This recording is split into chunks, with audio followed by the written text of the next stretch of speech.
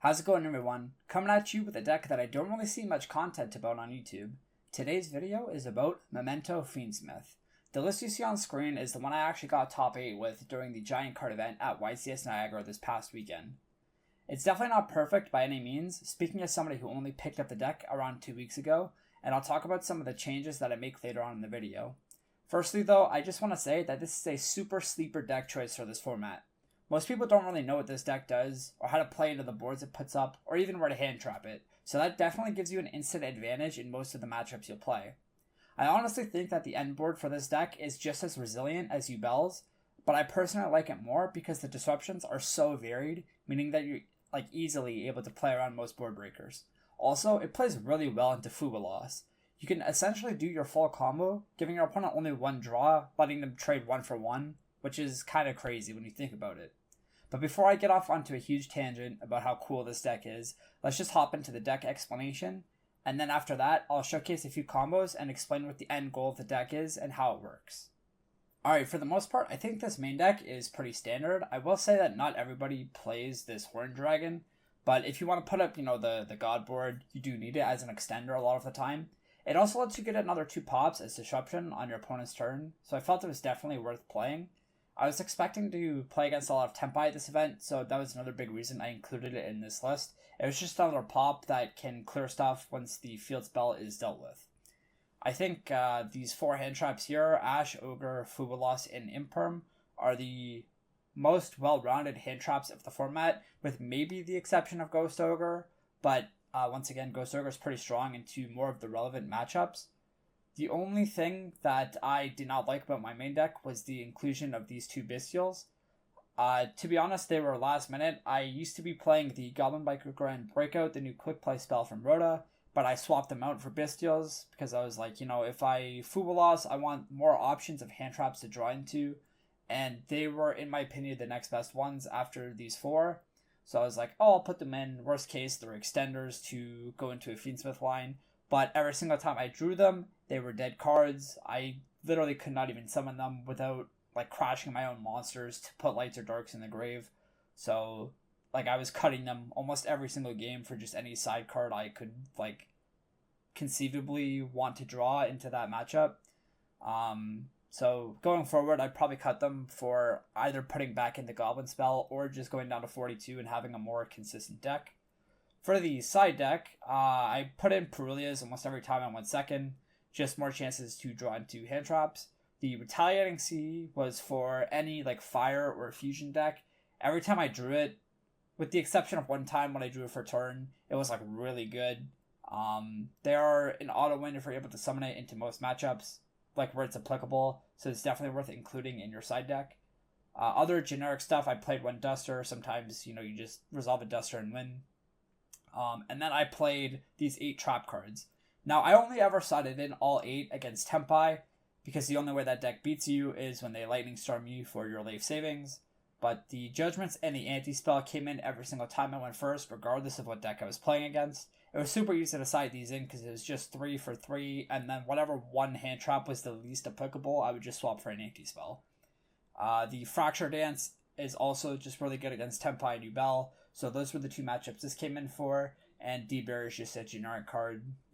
Sometimes you just resolve a D-Barrier and win.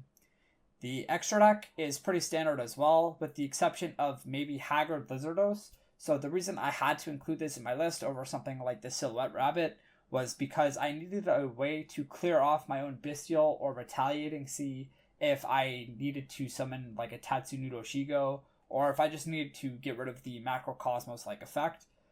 This card also comes up if you have just the big guy on your field and you need to remove all your monsters so that it can attack everything. This banishes itself for cost. SP isn't always able to clear itself off the board, so that was the reason for that. The M7 is the only other flex spot in this extra deck. It comes up in lines where you have to start with Lori or Lacrima.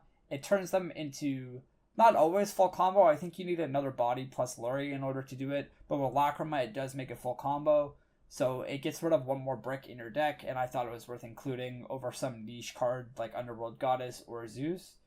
But yeah, pretty standard list. I'm going to show you guys some combos right now. And then I'll go over my, kind of thoughts after the event and how I would change this going forward. Just real quick before we hop into the combos, I want to kind of explain what Memento actually does. A lot of people seem to, think that, oh, it's such a good deck, but as soon as they sit down across the table from one, they start freaking out, like, oh, I don't know what this deck does, I don't know what to hand trap, I don't know what the choke points are. So, just real quick, Memento is a deck that uses a ton of card effects to send different cards to the graveyard. It seems like it does a whole lot of nothing, setting up the graveyard, and then everything happens all at once. It is super resilient at playing through interruptions due to cards like Bone Party, as you can see on the screen. And thanks to this new card from Rhoda, Akihiron, you can now just sometimes attack directly for 8,000 damage. So sometimes you can just totally ignore a board full of monsters. If they're not forcing you to interact, they just won't. They don't have to. They'll just attack you directly for 8k. It sets up a lot of layered interruptions. It has a lot of cards that will just like trigger pop 1, pop 2. They have a in-engine quick effect Snatch Steal on your opponent's turn. It has a very similar playstyle to Unchain, where as soon as one of your cards gets destroyed, you are basically off to the races. A lot of the interruptions are from effects that destroy cards on the field, but it also has access to negates through the Fiendsmith engine. You can make a Desiree or a Caesar. Like I said earlier, you have the Snatch Steal effect from Memento Mace, and typically you are able to full combo under Fuba Loss, giving your opponent one draw. One draw for full combo. Just keep that in mind. So this deck is kind of crazy. Anyways, one more thing is it plays really well into talents. Appaloosa's banned, but Cranium Burst is an apple for 5. So that's just another thing, icing on the cake. Anyways, now let's hop into the combos. Alright, this is a 1-card combo with Memento Darkblade. This plays through Bystials and also can technically play through Nib. So let's just hop right into it. First, we are going to normal summon Darkblade, use its effect to destroy Memento, and summon a Memento from the deck. From here, we will summon out the Goblin. Goblin has an effect where you can destroy Memento and foolish 2 Memento cards with different names. So this is going to send a Gaddock and a Fusion. Then Gaddock will trigger because it was sent to the graveyard by a Memento monster effect and reborn itself. When it's summoned, it can add any Memento card from your grave back to your hand, so we'll just add back the Fusion here. Then we can activate the Fusion, shuffling back our Darkblade and our Goblin because a monster in our possession was destroyed by card effect this turn. So that is going to Fusion summon the Twin Dragon. Now Twin Dragon has an effect where you can destroy a Memento and add 2 different Memento named monsters from your deck to your hand. So here we're going to destroy the Gaddock and add a copy of Sleepy and Akihiron. Now we can activate our Memento Fusion, its graveyard effect, where we can destroy a monster we control and then add any Memento spell trap from our deck to our hand. So we'll destroy the Twin and add a Bone Party. When Twin is destroyed, it can reborn any level 6 or lower Memento monster, so we'll just get the Gaddock back because it's a free body. Now we can activate our Bone Party, popping this Akihiron and summoning out a Witch from our deck. Witch and Akihiron will both trigger. Akihiron's going to add back the Fusion, and then Witch will add a Mace. Now, it's important that you add the Mace here because we are going to reborn it in a second with our Witch's other effect. Now, since a monster was destroyed, we can use our Sleepy effect to summon it from the hand, and then use the Field effect to Fusion summon into the Creation King. The King is going to dump 3 Memento cards, so we'll dump another copy of itself, we'll dump the Combined Creation, and the Horned Dragon. Normally, you don't want to dump the Horned Dragon, but we've already used our search for the turn, so we have no real way to access it other than dumping it here or dumping it off of the Sleepy effect later. So once we dump those 3, we'll banish the King from grave to add and activate the field spell, and now we can use our Witch to revive the Mace. It's important that you destroy the Creation King here because we want to use our field spell to reborn a level 8 or lower monster. If we destroy the Witch, then we can only reborn a 2 or lower, so it's not going to work out if we do it that way. We'll also get the Akihiron effect to summon itself here, because a Memento was destroyed. Now we can use the Mace that we reborned off the Witch to destroy the Sleepy that we reborned off the field spell. It's important that you destroy the Sleepy here, because it's going to let us foolish another card when it's destroyed. So the Mace will add the Cranium Burst, and now the Sleepy will dump just any unique name that we don't already have in the graveyard, because we're just going to shuffle it back for this Combined Creation later on. Now, we're pretty much done with our monster effects, so we're going to link off into a Moon of the Closed Heaven, into Requiem, into Lacrima, and we're just going to get the whole Fiendsmith shenanigans going. We'll summon those two, make a sequence, summon our Desiree, and then the way you play around Nib in this deck is you just make an SP before you summon out your big guy. So we're going to shuffle back 5 monsters. It is important that you shuffle back these specific 4. The 5th one doesn't matter, but as long as you put back the Mace, the Sleepy, and the Gaddock, and the Twin Dragon, that is like the most important thing, because we're going to be researching them all from the deck on our opponent's turn in order to get the most, card advantage possible. The 5th one, like I said, doesn't matter. It can be any name. Ideally, you want to keep Witch, Akihiron, Horned Dragon, and Creation King in your graveyard, because we'll rotate through all of them on our opponent's turn, but they do need to be in the grave in order to access them. Anyways, that'll summon this big guy. We'll set the 2 cards that we searched through our combo, and then in the end phase, the field spell will set back the Bone Party. Now, I'm going to show you how to play out this, turn for the most interruptions you could possibly get, okay? So, on our opponent's turn, when they activate, it could be their first card, or you could hold this guy until you have to really know how your opponent is going to sequence their hand in order to, reliably hold this for the right moment. Normally, if you don't know what they're doing, you just fire it after the first thing. The Creation King has an effect that triggers after your opponent activates a card or effect, so this will be on a new chain, or it summons any memento from your hand or grave. So typically, you are just going to summon the Creation King. This is a quick effect, pop any amount of memento monsters you control and the same amount of cards your opponent controls. Normally, this is just a 1-for-1 trade, but that's fine. That's all we need it for. Okay, so you're going to use your 1-for-1 trade and pop something. Then you get to trigger your field spell and the Akihiron. You get to reborn the Akihiron for free, and then the field spell will get your Horned Dragon back. When the Horned Dragon is destroyed, it pops 3 cards. One has to be a memento monster you control, so do keep that in mind. But the 2 other ones can be any cards on the field, yours or your opponent's. So this is just another point of interaction. The way you trigger this is by activating the Bone Party. You pop it and summon Sleepy from your deck. This will trigger the Horned Dragon, destroying your Sleepy and up to 2 cards your opponent controls. If you only want to pop 1 card from your opponent's side, you can also pop the Akihiron, but like I said, you don't have to do that. This will also trigger the Sleepy. Because it was destroyed, you can Foolish Gaddock. Gaddock will reborn itself and add back the Sleepy. Now, you can kind of hold the Sleepy in your hand until you know you want to snatch steal an opponent's monster. The reason you hold it is because you don't want them to know that you are going to be searching as snatch steal. So you're going to use the Sleepy when you want to snatch steal, summon it, fuse, and twin. Twin will pop itself, adding Mace and Goblin. Goblin is also technically like a hand trap. You can pitch it, and then your opponent can't target your memento monsters. It doesn't really come up right now in this current meta, but there's always the case where it does. Anyways, when the twin is destroyed, it will also reborn the Anguish, which will get you another search for follow-up on the next turn. So now you can use your Mace, steal a monster, and then you can use your fusion, fusing this random goblin you added if you don't need it, plus the witch, plus the monster you stole for a guardian chimera, which will get you a draw 1 and another pop 2. Now just keep in mind, on top of all of this interaction, you also have 5 negates from Cranium Burst, plus SP, plus Desiree. This is a very hard board to play into. But anyways, this is all off of one Dark Blade. So this deck can do a lot. Alright, this is the second and final combo that I'm going to showcase in this video. I don't want it to be too long, but if you are interested in seeing more Memento content, be sure to let me know in the comments down below. This deck is a ton of fun to play, and it's probably going to be what I do my next video on anyways. But without further ado, this is how you bridge from one Engraver into full Memento combo. It's going to start like every other Fiendsmith combo. Engraver for Tract, Tract for Lurie.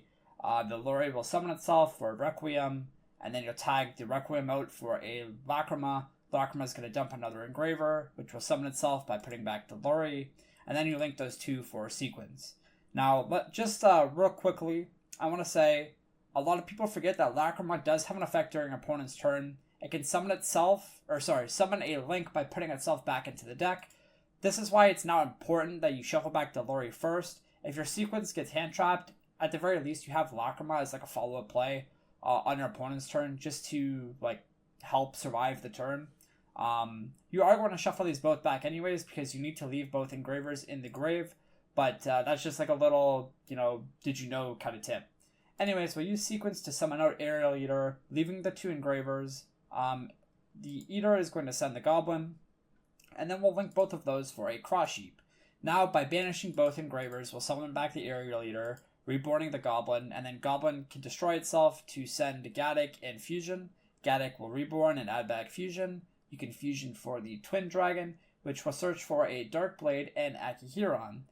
The Twin Dragon then floats back into the Gaddock, and now, because we haven't used our normal summon, we can just normal summon Darkblade and do full combo. You don't technically have to destroy the Gaddock here, you could just destroy itself, but it does have a bigger stat line, so it just makes the most sense to do it this way. You'll summon out the Anguish will add the Sleepy, and then from here, you can Sleepy, summon, and fuse into the Creation King, which will send a copy of itself, the combined creation, and most importantly, you are getting Mace in the graveyard. You need the Mace in the graveyard to have something to reborn off the Anguish. That's just going to get you more value. Next, we will banish the King. King will add the field spell, and then we'll just activate it. Then we can go Fusion, pop the King on field to add Bone Party. This will trigger the field spell and the Akihiron. We'll get 2 bodies back here. It is important that you destroy the Creation King and not the Witch. We still have the Witch effect to use, and we want to reborn something that is higher than a level 2. We need this Sleepy back on the field. So now we can use Witch, destroying this Akihiron to reborn the Mace from grave. Akihiron's going to add back the Fusion, and then we can use Mace to destroy the Sleepy to add the Cranium Burst. So now we have all 3 of our Spell Trap Interruption. Since we destroyed the Sleepy, we can also Foolish a card. We'll just send the Horse here. It could be anything, as long as it's a unique name. That's what matters the most. But now, we're pretty much done using these monsters on the field, so we're going to start linking them off to just try and get some endboard pieces. The first one we summon is the Haggard Lizardos. This could technically be the Silhouette Rabbit in this situation if you do play that in your deck. I don't, so I'm summoning the Lizard. It is technically more correct here to activate the Bone Party before using the Lizard effect, because we want to get the Horned Dragon out of the deck and into our graveyard. It would be kind of tragic if we drew into it. But I don't do that here because I'm bad. So we draw 1 off the Lizard, and then I activate the Bone Party to get the Dragon, and then we link it to SP. Same thing as before in the previous combo. There's 4 specific ones you shuffle back, and then the 5th one is just the Horse, because it's a unique name. We summon our Combined Creation. We're protected from Nib. We set 2, and in the end phase, we get the Bone Party back off of the Mictlan. And now I already showcased how to maximize using these as interruptions on your opponent's turn to get the most value out of it. You still have the same graveyard setup. You have the Horned Dragon, the Witch, the Fusion, and Akihiron. You also have the option of Darkblade to pop a spell trap. Sometimes you won't always have that, and it honestly never really comes up, but it is cool that the option is there. Anyways, that was the full Memento combo using 1 Fiendsmith Engraver. Alright, I hope you guys enjoyed those combos. I think this deck, like I said before, probably way too many times throughout this video, is super cool. It's very, very fun to play.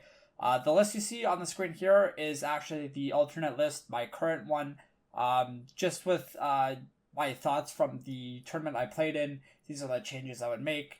I basically just got rid of the 2 Bystials and made the deck count 42. I also swapped 1 Anguish for a Rhoda.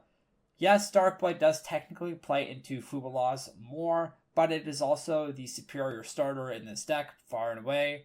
I also wanted to just kind of address, there are some people that do not play Akihiron. I think that is super fair. This card is definitely a little more on the win more side, but it does have a lot of utility that I personally like, and that's why I'm keeping it in my deck list. Another card that people don't always play 3 of is Bone Party. You pretty much always access it through your combo now, so it's not mandatory to play 3, but it does help you play through interruptions a little bit better. Yeah, that's pretty much it.